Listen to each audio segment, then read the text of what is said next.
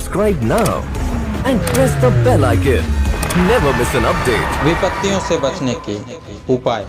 भयंकर सेनाएं आएंगी। छठवीं तुरही की हाहाकारी आवाज बड़े भयंकर कष्ट लाएगी। आने वाली दूसरी विपत्ति की चेतावनी छठवीं तुरही के फूके जाने से पहले स्वर्गदूत द्वारा दी जाएगी। प्रभु चाहता है प्रत्येक मनुष्य बहुतायत भरा जीवन पाए। सो वीडियो में पवित्र आत्मा विपत्तियों से बचने के उपाय बताने वाला है। चैनल सब्सक्राइब करें, घंटी जरूर दबाएं। इस चैनल में आप निरंतर इसी प्रकार के वीडियोस देख सकते हैं।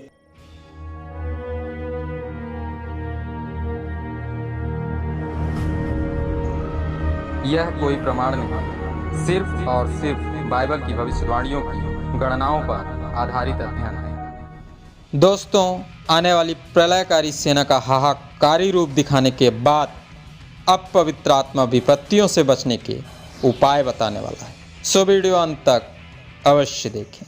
प्रभु यीशु मसीह के नाम में आप सबों को जय मसीह।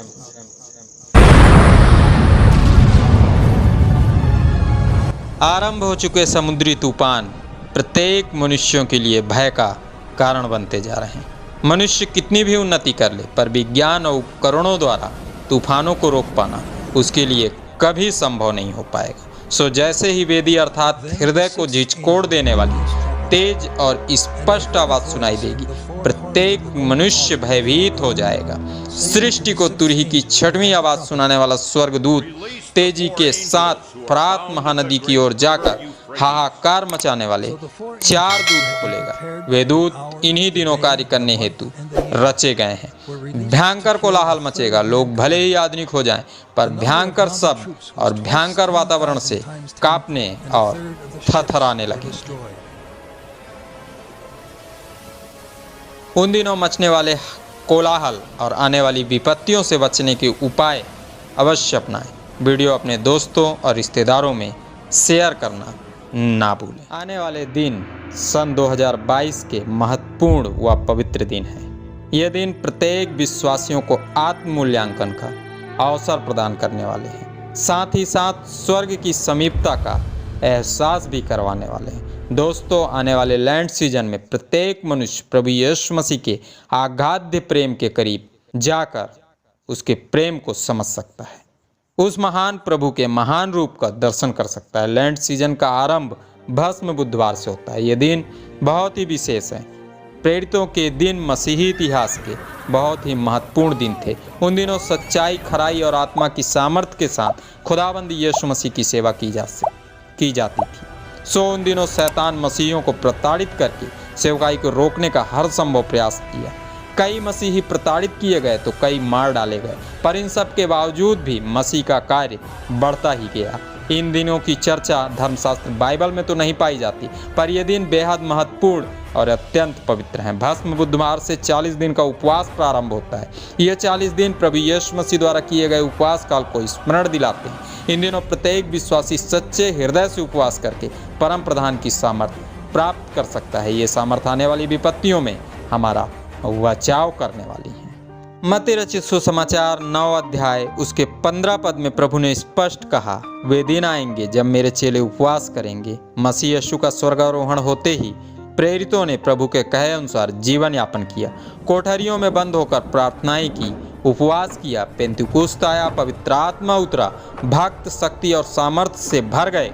बड़े बड़े कार्य होने लगे। उन दिनों बढ़ती हुई सेवकाई शैतान और उसकी शक्तियों को परास्त करने लगी। शैतान ने कई प्रयास तो किए, पर मसीह यीशु के कार्य को नहीं रोक पाया। नई व्यवस्थाएं बनी। जिन दिनों प्रभु बलिदान हुआ था, उन दिनों के स्मरण में प्रभु के दुखों को महसूस करने के लिए, आत्मिक अभिषेक प्राप्त करने के लिए उपवास काल आरंभ हुआ। ये काल भस्म बुधवार से आरंभ होता है। धर्मशास्त्र बाइबल में लिखे वचनों के अनुसार बुधवार ही वो दिन है जिस दिन हम मनुष्यों के उद्धार की योजना का शुभारंभ हुआ था। इस योजना का ज्ञान हमारी आत्मा को सामर्थ्य से भरने वाला है। सो दोस्तों, वीडियो अंत तक अवश्य देखें। वीडियो से जुड़ी अपनी राय या जय मसीह कमेंट बॉक्स में अवश्य लिखें। मत्ती रचित सुसमाचार उसके 26 अध्याय के 2 पद में लिखा वचन बताता है, 2 दिन बाद फसह का पर्व था, अर्थात शुक्र और गुरु के पहले बुधवार को यहूदा द्वारा उद्धार की योजना प्रारंभ हुई। मत्ती रचित सुसमाचार उसके 26 अध्याय के 16 पद में लिखा वचन भी बताता है, जिस दिन प्रभु ने कार्य शुरू करने का आदेश यहूदा को दिया वो दिन बुधवार का दिन था। सो नई व्यवस्था में पवित्र दिन की शुरुआत बुधवार के दिन से होती है, जो दिन मनुष्य के उद्धार की योजना का पहला दिन है। प्रभु यीशु मसीह वो प्रकाश है जिसके आते ही अंधकार का राज्य भस्म होने लगता है। भस्म बुधवार का पवित्र दिन हम सबों को प्रभु की पीड़ा और बलिदान का स्मरण कराता है। प्रभु महान है, उसकी महानता और असीमित प्रेम का स्मरण हमारे हृदय में पवित्र ऊर्जा प्रवाहित कर देता है। इस पवित्र ऊर्जा के प्रभावित होते ही हमारे अंदर बसे पाप भस्म होने लगते हैं। हम स्वयं अपना आत्ममूल्यांकन करके आने वाले लेंट सीजन का हिस्सा बन सकते हैं। इस सीजन का हिस्सा बनते ही यिर्मयाह नबी की पुस्तक उसके 23 अध्याय के 29 पद में लिखे वचन के अनुसार आग के समान वचन हमारे अंदर बसे पापों को भस्म करके आने वाली विपत्तियों से हमें बचाने वाला है।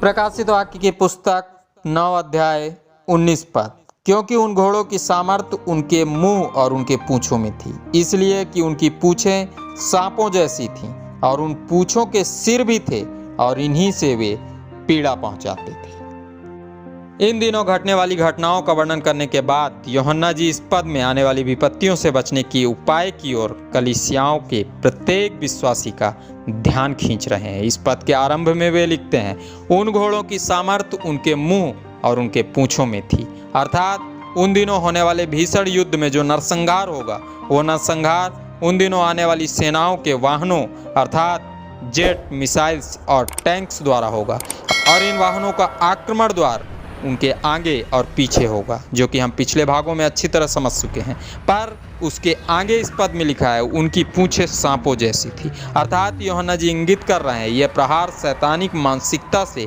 ग्रसित लोगों द्वारा होगा, जिन्हें कभी भी किसी भी प्रकार भगा देना अत्यंत सरल होगा। आप कल्पना करें, जिन आविष्कारों को पूर्ण करने में कई वर्ष लगे, उन आविष्कारों का इस्तेमाल उन दिनों के मनुष्य उन 4 दूतों के उभारते ही करने लगेंगे। ये दूत कौन है, कहाँ से आए हैं, ये पता किए बिना ही उन दिनों के मनुष्य उनके कहे अनुसार मारकाट मचाने मैदान में उतर आएंगे। यह इसलिए होगा क्योंकि उन दिनों के मनुष्य पूर्णतः शैतानिक मानसिकता से ग्रसित होंगे।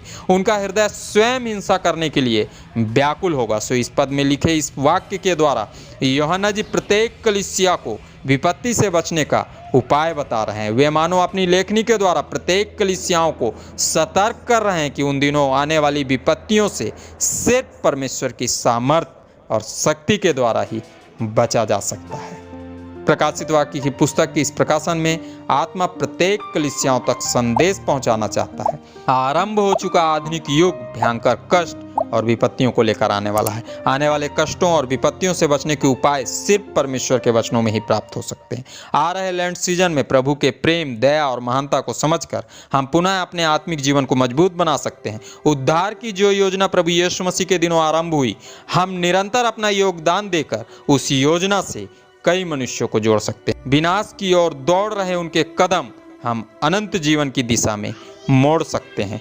दिन प्रतिदिन बदल रहा वातावरण और बदलता हुआ युग हमें सतर्क कर रहा है कि वो समय अति शीघ्र आने वाला है जब भयंकर युद्ध होगा। होने वाले महाविनाशक युद्ध की तैयारियां निरंतर होती जा रही। सभी देश अपनी सैन्य क्षमता को सुदृढ़ करने में जी जान से जुटे हुए हैं। वचन में स्पष्ट लिखा है, जिस मनुष्य के मस्तक पर परम पवित्र की छाप होगी, जिन्होंने प्रभु यीशु मसीह के कुर्बानी के महत्व को समझ लिया होगा, उन मनुष्यों का बचाव स्वयं परमेश्वर की सामर्थ्य से होगा। हम अपने मनों को फिराकर प्रभु यीशु मसीह की अधीनता में जाकर अपने और अपने परिवार को सुरक्षित रख सकते हैं। आज के अध्ययन से जो शिक्षा मिली, उस शिक्षा के पद को सदैव स्मरण रखें। यह पद भजन संहिता की पुस्तक उसके 91 अध्याय के 1 पद में पाया जाता है। तो आइए इस पद को धर्मशास्त्र बाइबल से पढ़ें। जो परम प्रधान के छाए हुए स्थान में बैठा रहे, वह सर्वशक्तिमान की छाया में ठिकाना पाएगा। आज के अध्ययन में परमेश्वर ने हमें अद्भुत सामर्थ्य से भरा। आइए हम प्रभु का धन्यवाद करें, आइए प्रार्थना करें। धन्यवाद सर्वशक्तिमान पिता परमेश्वर, आज की सभी विपत्तियों से बचने के उपाय बताए,